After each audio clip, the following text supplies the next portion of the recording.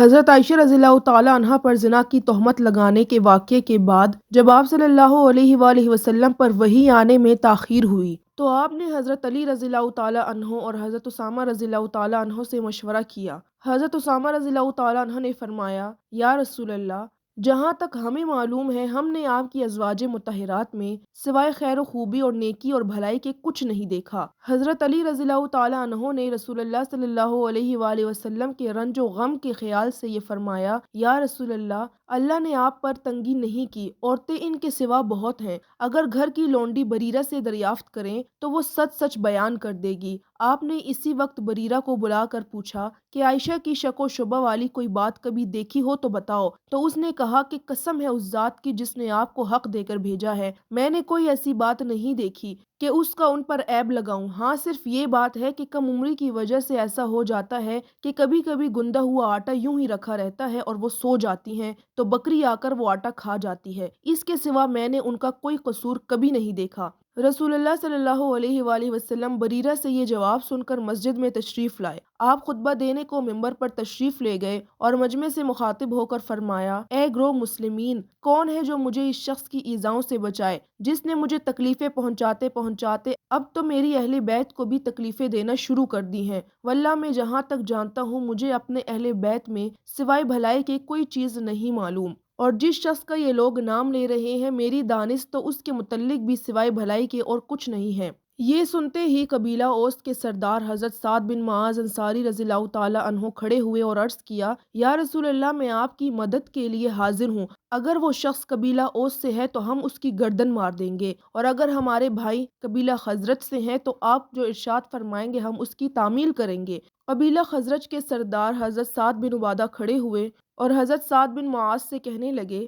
کہ تم نے غلط کہا، اللہ کی قسم نہ تم اس کو قتل کرو گے نہ اس کے قتل کرنے پر قادر ہو سکو گے۔ مطلب یہ تھا کہ اگر وہ شخص ہمارے قبیلہ خزرج کا ہوا تو ہم خود اس کو قتل کرنے کی سعادت حاصل کریں گے۔ حضرت سعد بن معاذ کے چچا زاد بھائی کھڑے ہوئے اور حضرت سعد بن عبادہ سردار قبیلہ خزرج کو مخاطب بنا کر کہا کہ تم غلط کہتے ہو، رسول اللہ صلی اللہ علیہ وآلہ وسلم جب ہم کو قتل کا حکم دیں گے تو ہم ضرور قتل کریں گے، اگرچہ وہ شخص قبیلہ خزرج کا ہوا یا کسی اور قبیلے کا، ہم کو کوئی روک نہیں سکتا۔ اور تم کیا منافق ہو جو منافقوں کی طرف سے مجادلہ اور جواب دہی کرتے ہو؟ اس طرح گفتگو تیز ہو گئی اور قریب تھا کہ ان میں یہ تکرار مزید بڑھ جائے۔ رسول اللہ صلی اللہ علیہ وآلہ وسلم نے ان سب کو خاموش کروایا۔ حضرت عائشہ رضی اللہ تعالیٰ عنہا فرماتی ہیں کہ مسجد میں یہ واقعہ ہو رہا تھا اور میرا یہ حال تھا کہ سارا دن رونے میں گزر گیا، ایک منٹ کو آنسو نہ تھمتا۔ میرے اس رونے نے میرے ماں باپ کو مزید غمزدہ کر دیا، وہ سمجھ بیٹھے تھے کہ میرا رونا کلیجہ پھاڑ دے گا۔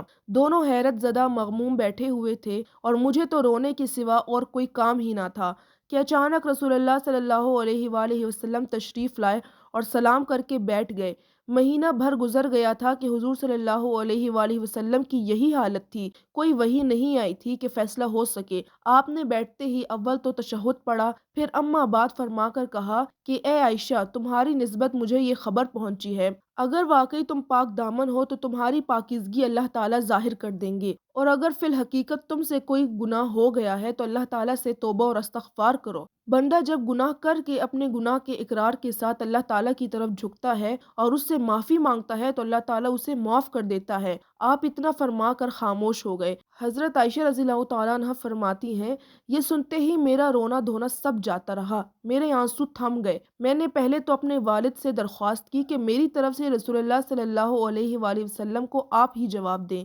انہوں نے فرمایا کہ واللہ میری سمجھ میں نہیں آتا کہ میں حضور صلی اللہ علیہ وآلہ وسلم کو کیا جواب دوں۔ اب میں نے اپنی والدہ کی طرف دیکھا اور ان سے کہا کہ آپ رسول اللہ صلی اللہ علیہ وآلہ وسلم کو میری طرف سے جواب دیں، لیکن انہوں نے بھی یہی کہا کہ میں نہیں سمجھ سکتی کہ کیا جواب دوں۔ آخر میں نے خود ہی جواب دینا شروع کیا اور میں نے کہا کہ آپ سب نے ایک بات سنی اور اسے اپنے دل میں بٹھا لی اور اسے سچ سمجھ لیا۔ اب اگر میں کہوں گی کہ میں اس سے بالکل بری ہوں، میں نے ایسا کوئی گناہ نہیں کیا، تو آپ لوگ میری بات پر یقین نہیں کریں گے، اور اگر اس کا اقرار کر لوں کہ میں نے یہ گناہ کیا ہے حالانکہ اللہ تعالیٰ جانتا ہے کہ میں اس سے بالکل بری ہوں، تو آپ اس کو مان لیں گے۔ سو اللہ کی قسم میں وہی بات کہتی ہوں جو یوسف علیہ السلام کے والد نے کہی تھی، فَصَبْرٌ جَمِیلٌ وَاللَّهُ الْمُسْتَعَانُ عَلَىٰ مَا تَصِفُونَ، اتنا کہہ کر میں وہاں سے اٹھ کر اپنے بستر پر آ کر لیٹ گئی، اور مجھے اس بات کا یقین تھا کہ چونکہ میں پاک ہوں، اللہ تعالیٰ میری برات اپنے رسول کو ضرور معلوم کرا دیں گے۔ لیکن یہ تو میرے وہم و گمان میں بھی نہ تھا کہ میرے بارے میں قرآن کریم کی آیتیں نازل ہوں گی۔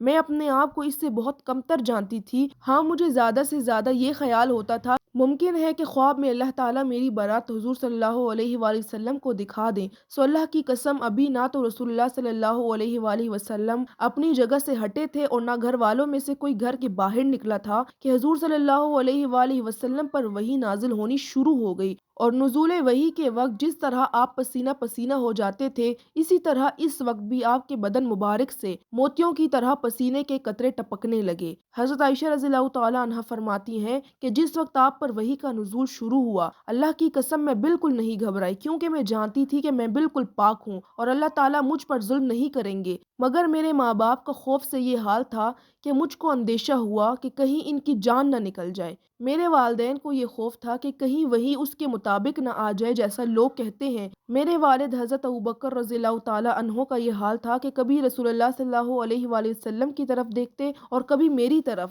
جب رسول اللہ صلی اللہ علیہ وسلم کی طرف نظر کرتے تو یہ اندیشہ ہوتا کہ نامعلوم آسمان سے اللہ تعالیٰ کا کیا حکم نازل ہوتا ہے جو پھر قیامت تک ٹل نہیں سکے گا، اور جب میری طرف دیکھتے تو میرے سکون اور اطمینان کو دیکھ کر ان کو ایک گونا امید ہوتی۔ الغرض سوائے حضرت عائشہ رضی اللہ تعالیٰ عنہ کے سارا گھر اسی خوف میں تھا کہ وہی آسمانی کا کیا حکم ہوتا ہے۔ تو چہرہ انور پر مسرت اور بشاشت کے آثار نمودار ہوئے، اور آپ صلی اللہ علیہ وآلہ وسلم نے اپنے ہاتھ مبارک سے اپنی پیشانی کے پسینے کو صاف کیا، اور مسکراتے ہوئے حضرت عائشہ رضی اللہ تعالیٰ عنہا کی طرف متوجہ ہوئے، اور پہلا کلمہ جو زبان مبارک سے نکلا وہ یہ تھا: ابشری یا عائشہ فقد انزل اللہ براءتک، اے عائشہ، اللہ تعالیٰ کی تم کو بشارت ہو، اللہ تعالیٰ نے تمہاری برات نازل کر دی۔ اور اس کے بعد حضور صلی اللہ علیہ وآلہ وسلم نے 10 آیتیں سنائیں، یعنی پورا رکوع جو اس آیت سے شروع ہوتا ہے۔ یہ سن کر حضرت عائشہ رضی اللہ تعالیٰ عنہ کی والدہ نے کہا: اے عائشہ، اٹھو اور رسول اللہ صلی اللہ علیہ وآلہ وسلم کا شکریہ ادا کرو۔ اس پر حضرت عائشہ رضی اللہ تعالیٰ عنہ نے جواب دیا: اللہ کی قسم، میں سوائے اللہ رب العزت کے جس نے میری برات نازل کی اور کسی کا شکریہ ادا نہیں کروں گی۔